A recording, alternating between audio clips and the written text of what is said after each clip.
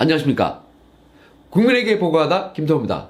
오늘은 정경심의 차명계좌 무얼 숨기려 했나 이런 소재로 방송을 하겠습니다. 방송 전에 여러분 김태호TV 50만 구독 돌파를 위해서 빨간색 구독 버튼 꼭 한번 눌러주십시오. 공짜입니다. 여러분 복수의 언론사에서 정경심의 차명계좌 보유에 대해서 일제히 보도를 했습니다. 여러분 일단 차명계좌를 이용했다는 것은 금융실명법을 위반한 것입니다. 금융실명법을 위반하면요, 그 처벌 조항이 5년 이하의 징역 또는 5천만 원 이하의 벌금형에 처해지게 되는데요. 이거 비교적 센 처벌을 받을 수 있는 법입니다. 그런데 단순 차명계좌 운영이 아니라 그 차명계좌를 이용해서 탈세를 했다든지 범죄에 이용한다면요, 그 불법성이 더욱더 커지는 거죠. 자, 여러분 정경심의 경우 차명계좌를 이용한 이유가 무엇이겠습니까? 일단 기본적인 사실관계를 먼저 한번 살펴보겠습니다. 조선일보 이정구 기자의 언론 기사를 위주로 해서 함께 살펴보겠습니다. 이정구 기자는 저도 저녁 식사를 한번 같이 했는데요. 키가 190을 훌쩍 넘고요. 인물이 탤런트 같이 잘생긴 전도 유명한 기자입니다. 자, 이정구 기자의 이 기사를 보면요, 정리가 잘 되어 있는데, 일단 정경심은 2014년 6월에 친동생인 보나시스템 정보상무 명의로 차명증권 계좌를 개설한 것으로 이렇게 알려져 있습니다. 검찰이 최근 압수물을 분석하는 과정에서 정경심이 2014년도에 한국투자증권에서 계좌를 개설하면서요, 그 계좌 개설 신청서에 성명 쓰는 부분에 동생인 정상무 이름을 기재한 것을 찾아냈다고 그렇게 보도가 되었습니다. 그런데 이 신청서의 고객 연락처에는 동생의 전화번호가 아닌 정경심의 전화번호가 기재가 되어 있었다고 합니다. 검찰이 이것을 이상하게 여겨서 그 신청서에 있는 필적을 감정을 했다고 합니다. 그래서 정경심의 필적으로 확인이 되었다고 합니다. 뭐 이거 명확한 차명계좌 아니겠습니까? 그런데 또 신청서에 찍힌 그 도장은 정경심이나 그 동생의 도장이 아니고 또 다른 가족 명의인 것으로 드러났다, 뭐 이렇게 보도가 되었습니다. 동생 명의를 이용해서 차명 계좌를 만들었다면 최소한 동생 명의의 도장을 찍는 게 그게 좀 예의 아닙니까? 역시 나쁜 짓 할 때는요, 뭐가 안 맞아요. 악의가 뭐가 안 맞게 되어 있어요. 이 팩트가 맞다면 이것은 명백한 차명 계좌입니다. 주거래 증권 계좌를 만들면서 신청자 이름, 연락처, 주인, 신청자 도장 모두 다른 사람의 명의라는 것이죠. 금융업계 관계자는 이거에 대해서 차명 계좌를 만드는 사람들이 쓰는 전형적인 수법이다, 뭐 이렇게 얘기했다고 하는데 이거 맞습니다. 제가 자금 추적하면서 차명 계좌 엄청나게 찾아봤는데요, 지금 정경심의 케이스가 전형적인 차명 계좌의 형태가 맞습니다. 그리고 차명 계좌의 경우에는요, 그 차명 계좌를 만든 사람이 여러 가지 차명 계좌를 가지고 있다면은 그 차명 계좌의 비밀번호까지도 거의 일치합니다. 일치하거나 비슷하거나 이러한 경우가 되게 많습니다.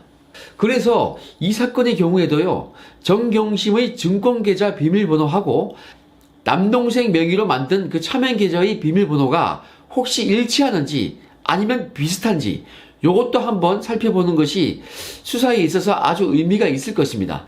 통상 비밀번호가 헷갈려가지고 여러 개 못 만들어요. 거의 하나 가지고 썼을 확률이 많다고 봅니다. 그리고 검찰은 지난해 1월 정씨가 2차 전지업체 WFM 주식 그거 12만 주를 시세보다 2억 4천만 원 가량 싼 6억 원의 차명으로 매입한 사실을 확인한 바가 있는데요. 이 거래를 2014년도에 만든 지금 얘기한 이 차명 계좌를 이용해서 그래서 거래한 건지는 확인되지는 않았다고 합니다. 그런데 뭐 이런 식으로 만든 차명 계좌 중에 하나로 그 거래를 했을 가능성은 뭐 있다 이거 아니겠습니까? 조선일보 이정구 기자의 이 기사에 따르면요, 검찰은 WFM 주식 매입과 관련해서 최근 정상무로부터 이러한 진술을 확보한 것으로 보도가 되었습니다. 뭐냐면은 누나와 함께 지인 명의로 주식을 산 다음에 내 집에 보관했다, 뭐 이렇게 진술을 했다고 하죠. 검찰은 또한 정상무가 지난 8월 당시에 정씨, 정경심 그리고 정경심의 변호인 등과 모인 회의에서 이거 이인걸 변호사인가? 하여튼 그 회의에서요, 누나와 매형에게 피해가 가지 않게 내가 책임지겠다, 이렇게 말한 사실도 검찰이 확인했다고 합니다. 검찰은 정 씨가 오랜 기간 차명으로 주식 투자를 했고, 그리고 조국이가 민정수석이 되었던 2017년 5월 이후에도 이러한 행태를 지속한 것으로 보고서 수사를 하고 있는 것 같습니다. 검찰 관계자는 차명 투자를 확인하기 위해서 이날 정 씨의 일부 계좌를 추적하고 있다, 이렇게 얘기했습니다. 이렇게 언급한 것으로 이정국 기자가 취재를 했죠. 지금까지 말씀드린 이 부분이 이 기사의 요지입니다. 그러니까 일시적으로 한 번만 일회성으로 차명 계좌를 사용한 것이 아니고 오랫동안 차명 계좌를 활용했다는 건데요. 이러면은 금융실명법 위반에 대한 그 불법성이 더욱더 커지는 것입니다. 자, 여러분, 최근 상황을 보면요, 검찰이 정경심의 전체 주식 거래, 즉 작전주를 써서 주가 조작으로 돈을 번 것이 아닌지 이러한 것을 살펴보는 것으로 나와 있는데요. 그런 과정에서 아마 정경심이 본인 계좌와 가족 계좌를 이용했을 것으로 그렇게 보입니다. 그리고 남동생 명의 그 차명 계좌를 함께 이용한 것으로 그렇게 나오는데요. 그러면 검찰은 이 전체 차명 계좌의 규모가 어느 정도이고, 거기서 그동안 운용된 자금이 총 얼마이고, 그 시기는 언제부터 언제까지 운용되었고, 그리고 그로 인해서 어떠한 얼마만큼의 이익을 얻었는지 이것을 면밀히 수사를 해야 할 것입니다. 또 있습니다. 한국투자증권을 통해서 남동생 명의의 차명 계좌를 2014년도에 만들었다고 하는데요. 아마 이것이 그 PB 김씨가 만들어준 것이 맞다면요, 그 김씨가 차명 계좌임을 뻔히 알면서 만들어준 거 아니겠습니까? 그럴 개연성이 상당히 높죠. 그러면 금융기관 직원이 금융실명법을 위반하면요, 금융권 직원으로서는 아주 치명타입니다. 제가 오랜 기간 자금 추적을 하면서 느낀 것은 뭐냐면은, 고객과 금융기관 직원이 유착된 것이 참 많다는 것입니다. 이것은 우리나라에 있는 아주 특유한 문화 중에 하나입니다. 외국에서는 잘 이러지 않아요. 제가 중수부에 있었던 10년 전에 2009년도 10년도 요때쯤에요, 일본 검사가 우리나라 대검찰청에 방문했을 때 제가 그 한 명을 위해서 자금 세탁 수사 강의를 한 적이 있어요. 그때 제가 그 일본 검사한테 강의한 것 중에 하나가 금융기관 직원이 공모한 자금 세탁, 이러한 부분을 강의한 적이 있었어요. 그런데 그 일본 검사가 이 강의를 듣고 하는 얘기가, 우리 일본에는 이러한 사례가 거의 없다, 참 없다, 이게 이렇게 얘기를 했었거든요. 그때 제가 정말 부끄러웠습니다. 그만큼 우리나라에는 특히 이제 큰 기업이 있다고 치면은 그 기업 건물에 입점해 있는 금융기관, 1금융기관이라 할지라도 그 금융기관 직원은요, 그 담당 직원은 완전 을 중에 을이에요. 자금 세탁한다고 이것저것 부탁을 했단 말이에요. 그런데 그거 부탁 좀 안 들어줬어. 금융실명법 위반이 어쩌고 저쩌고 이렇게 하면서 안 들어주면요, 그 직원 다른 데 보직 이동 안 되었겠습니까? 이게 우리나라의 문제거리입니다. 정말 이건 문제죠. 이러한 문화는 빨리 바뀌어야 합니다. 대부분의 은행 직원들은 금융실명법을 바이블로 여기고 이거 철저히 지킵니다. 그런데 정말 갑을관계로 꽉 짜여져 있는 경우, 대기업이 자기 건물에 입점해 있는 그 은행 지점에 수천억 원을 예치해 놨다면요, 그거 돈 뺄까봐, 그거 돈 빼면요, 그 지점장 큰일 납니다. 그러함에도 불구하고 그것을 무릅쓰고도 금융실명법을 지킬 수 있도록 금융실명법 위반에 대한 처벌을 강화해야 할 것입니다. 자, 그 외에 채널 A에서도 정경심이 레드펀드로 차명 운용했다는 그 내부 진술을 검찰이 확보했다고 보도했는데요. 그 코링크 피어의 핵심 관계자가 검찰에 이렇게 진술했다고 보도가 되었습니다. 정 교수가 오촌 조카의 아내 계좌를 통해서 차명 투자했다. 그리고 초기 자본금 1억 원을 먼저 송금해서 코링크를 만들었고, 이후에 유상증자 과정에서 1억 5천만 원을 추가 투자했다. 그 돈으로 레드펀드를 운영했다. 자, 이런 내용이에요. 지금 언론에 나온 것만 해도 차명 계좌가 벌써 2개네요.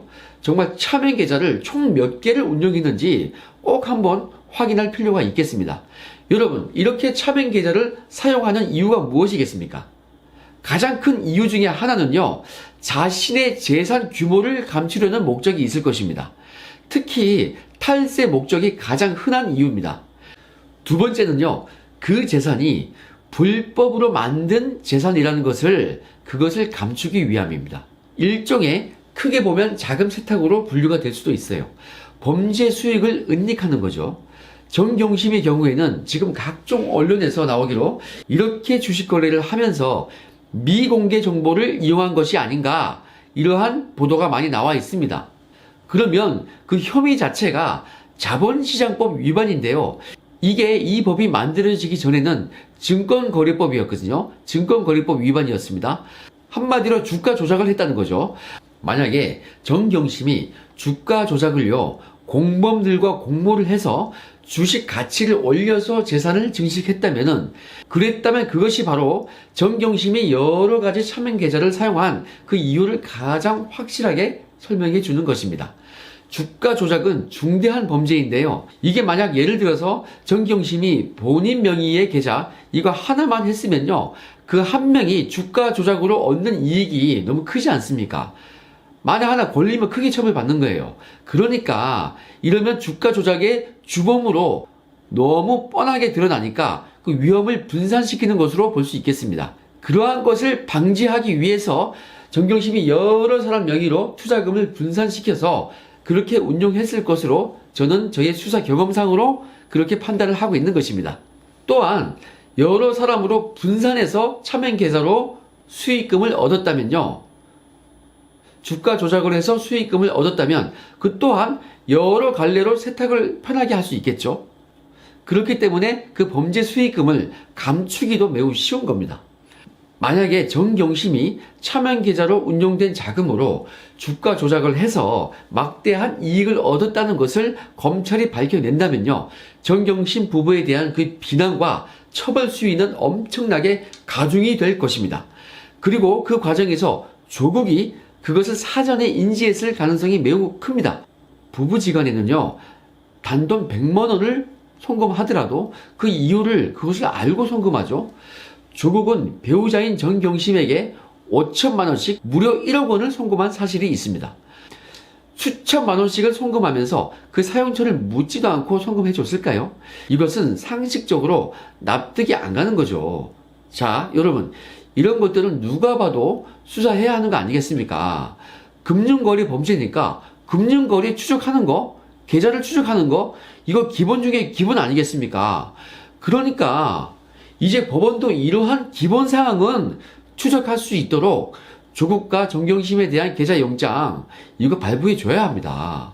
외국의 사례를 보면요, 특히 프랑스 같은 경우에는 예전에 제가 파악한 바에 의하면은 고객이 금융기관에 계좌를 텄단 말이에요.